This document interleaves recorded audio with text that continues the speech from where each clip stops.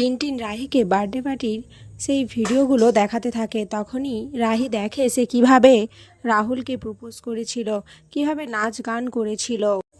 কনক বলে, এরপরেও তুমি বলবে তুমি কিছু করনি? রাহি বলে, আমি সত্যি কিছু করিনি, আমার মনে আছে ওই জুসটা খাওয়ার পরেই আমার আর কিছুই মনে নেই। তাহলে কি ওই জুসের মধ্যে কেউ কিছু মিশিয়ে দিয়েছে? কনক বলে, দেখো তুমি নিজেকে প্রমাণ করার জন্য এভাবে অন্যের ওপরে দোষ দিতে পারো না।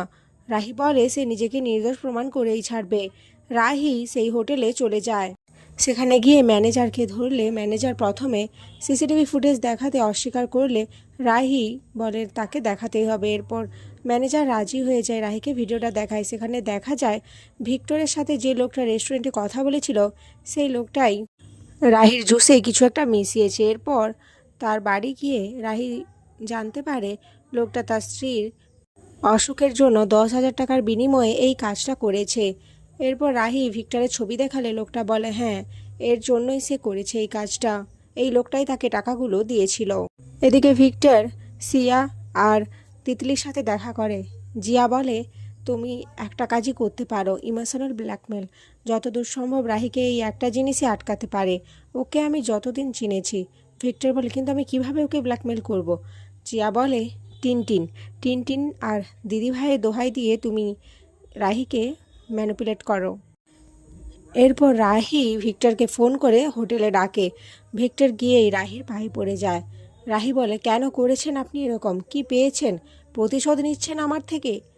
ভিক্টর বলে, এবারের মতো আমাকে মাফ করে দাও রাহি, আমি সত্যি জেনে বুঝে করিনি, আমি শুধু একটু মজা করার জন্য করেছি। রাহি বলে, আপনি মজা করার জন্য নয়, আমার উপর প্রতিশোধ নেওয়ার জন্য করেছেন। এরই মধ্যে রাহুল রাহির খোঁজে ওই হোটেলে চলে আসে আর ভিক্টরের সমস্ত কুকীর্তি জানতে পেরে যায়। সেখানে ভিক্টরকে মারতে থাকে আর বলে, চলে যায় এখান থেকে, নাহলে তোকে আমি ছাড়বো না। রাহি গিয়ে রাহুলকে শান্ত করে, বলে বাড়িতে কাউকে কিছু না জানানোর কথা।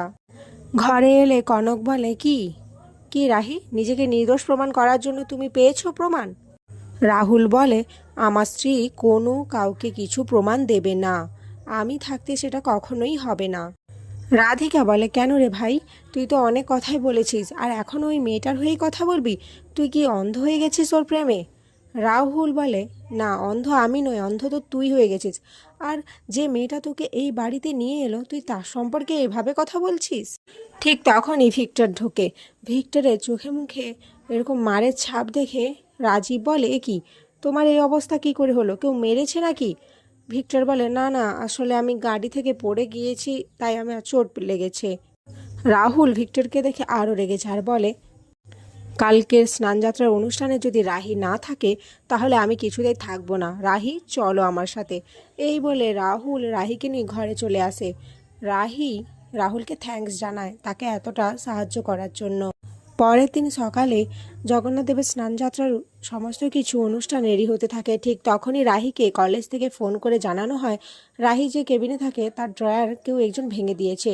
রাহি হন্তদন্ত হয়ে ছুটে যায়, কিন্তু ওখানে গিয়ে জানতে পারে ড্রয়ারের সমস্ত ডকুমেন্টস সেগুলো রয়েছে, কিন্তু ইচ্ছে করে কেউ এইরকম একটা কাজ করেছে।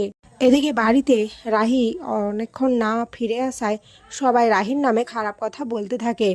রাহুল রাহিকে খোঁজার জন্য বেরিয়ে আসে। এদিকে জিয়া লোক লাগিয়ে রাহির ওপর হামলা করায়। ঠিক তখনই ওখানে রাহুল পৌঁছে যায় আর রাহিকে বলে, তুমি সাইডে থাকো, আমি দেখছি এদের। এরপর সেই গুন্ডাগুলোকে দেখে রাহুল বলে, তোরা ভুল জায়গায় হাত দিয়েছিস, আমার স্ত্রীর গায়ে, তোদের এবারে আমি আর ছাড়বো না। তো বন্ধুরা, এখানেই আজকের পর্ব শেষ হয়ে যায়। তোমাদের কি মনে হয় রাহুল আর রাহি কি একসাথে মিলে ভিক্টর, জিয়া, তিতলি এদের সবার পর্দাফাঁস করতে পারবে? অবশ্যই কমেন্টে জানিও।